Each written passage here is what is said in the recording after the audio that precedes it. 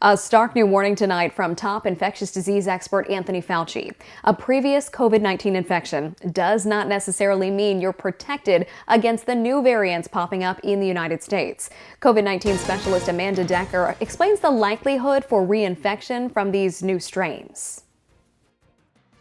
Doctors in the U.S. say they are growing more concerned about two new COVID-19 variants that have now been discovered on American soil. Although they are not widespread at this point, they could pose a huge problem across the country. In late 2020, the highly contagious UK variant was first discovered in Colorado.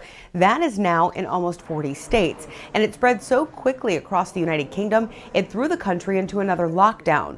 The two new strains are from Brazil and South Africa, and there are some major problems with these. Both strains are showing resistance to the current COVID-19 vaccines, and they are both more contagious than the variant that originated in the UK.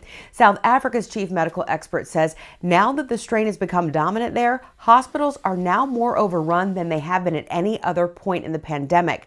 The other issue, these strains pose an extremely high risk of reinfection. If it becomes dominant, the experience of our colleagues in South Africa indicate that even if you've been infected with the original virus, that there is a very high rate of reinfection to the point where previous infection does not seem to protect you against reinfection. So even if you've had the original variant of COVID-19, you can still catch these new variants almost as easily as someone who has never once been infected.